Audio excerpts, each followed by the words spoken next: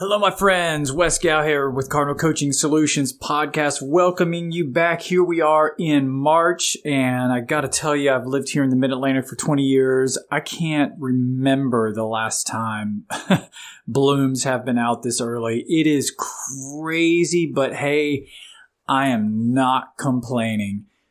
So here we are, at least in my part of the world. Man, we're surrounded by new life, new being, becoming, blooming, blossoms. It is wonderful, with the exception of allergies. So my apologies to those of you who suffer from that. Hey, thanks for stopping by. I wanted to share something that just popped up recently for me. I've mentioned this before, but I'm currently enrolled in a graduate program, really enjoying it. And well, actually, let me just pause and say the title that I'm thinking of this is The Relationship Between Sunlight and Easy. Yeah. The curious relationship between sunlight and easy. And I'll circle back to the graduate program here. But, I grew up in the Sunshine State, Florida, but I've been up here in Virginia for the last 20 years. And sunshine's a curious thing. We need it. In particular, I am, I've said this before, I am solar powered, my friends. If I go like 24 to 48 hours without seeing sunlight, gray, overcast, man, I am not at my best. I suspect that the majority of the population experiences some level of seasonal affect disorder. I know I do. First in line, raise my hand. I need sunlight. I try to take at least one walk a day, just 20 to 30 minutes in my neighborhood just to get outside and get some vitamin D. We need it. Humans are better with sunlight. Yep, no question. And like just about everything else in this existence, too much of anything is not good for you. It's really not, including especially sunlight. In fact, no surprise here, too much of it can kill you. Too much sunlight is really bad for you. So it's a strange relationship. We need it. We gotta have it. We're better off with it. But if you're going to be outside for extended periods of time in it, you want to take some precautions. Yeah, that's interesting. So what in the world does that have to do with this graduate program? Okay, so last semester, this was in the fall, I took a course, and now listen, I've thought about how to share this without sounding like an arrogant SOB, but I'm just going to go for it, okay? In an 8-week course, after generating who knows how many thousands of words, for different papers, discussion threads, and that kind of thing, I got a 100% in this course. I did not miss a single point on a single assignment. And about halfway through the course, the courses are in 8-week sections.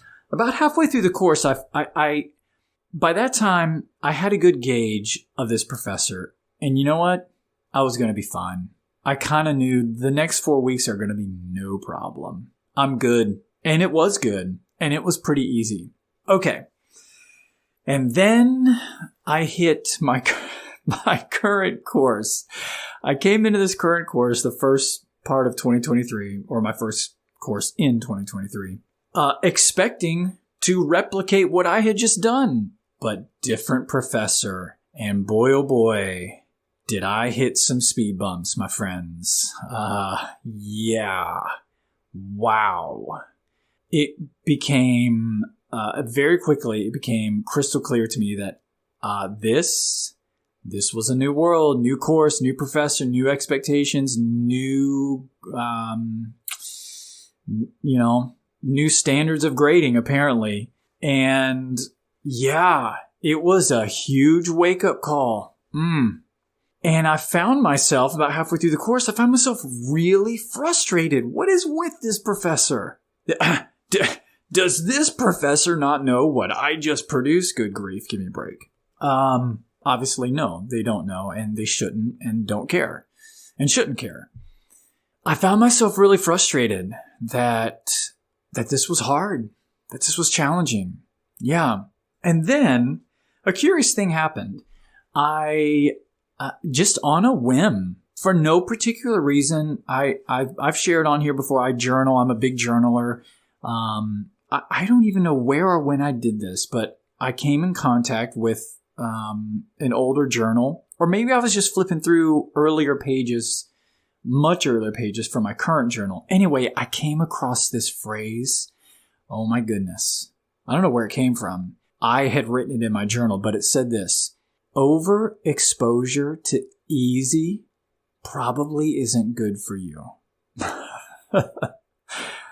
Yeah. Imagine how I felt when I read that in my own journal. Overexposure to easy probably isn't good for you. Here I am in a course after just coming off what was pretty easy. Here I am in a course that isn't easy. But you know what? I had to be honest. I was growing. Yeah, I was learning more nuances of how to be an academic writer and what to pay attention to. As much as it pained me, as much as I hated to admit it, I was growing. Yeah, overexposure to easy, not that great for you. Just like sunlight. Do we need times of easy? Sure. Man, absolutely. Yeah. Amen. Amen for easy. But too much of it? Yeah, too much of it probably isn't good. I had a friend who shared with me one time, I'm sure I probably shared it on here before, but I was probably complaining about something similar to this issue with this friend, and they said, it's kind of like the oyster and the grain of sand. Like it's an irritant to the oyster. No doubt about it. Sand inside an oyster is an irritant. And yet, if it weren't there, there would be no pearls. They simply wouldn't exist. This beautiful thing that we value that we humans value, only comes into existence by way of an irritant. Yeah, it got me thinking about, I say all, boy, that's at least from my perspective, the best art, the best books, the best music, the best expressions come from situations when your back is against the wall. Yeah, when that artist is fighting for everything, man, they can put out some incredible art. Once they've made it, once they've got the fame, once they're traveling on private jets and spending their time on yachts, it's kind of hard to come by inspiration then. So that's interesting. So what did that do for me? The realization here that overexposure to easy isn't good for you. You know what it did for me? It helped me release negative energy because I was really generating that in my body. I was frustrated. I was tense. Yeah, it helped me release negative energy. It helped change my perspective on this course and even this professor. It helped me take more of a palms open. What can I learn versus clenched fist? I'm frustrated. And that was huge for me. I got to be honest, that was really, really big for me. So my encouragement to you is if you're currently in a situation that, man, something's frustrating you, you know what? I'm not saying that what I've just said applies exactly, but it might be worth looking at your situation and going, you know what? What if this is, what if this is my overexposure to easy? Maybe I need this. Or maybe you're on the fence about a project and, you're just not sure what to do. It's going to take a lot of work. Hey, get after it. Wade into it. Dive into it. Learn it. Figure it out. Exposing yourself to some hard, it's probably pretty good for you. So I hope that's encouraging, friends. I do have some exciting things coming up. I've got some journals that I'm going to be releasing. I'll share more about that. And speaking of music, I've also got some music coming out here in the next month, a collection of songs that I'm really excited about.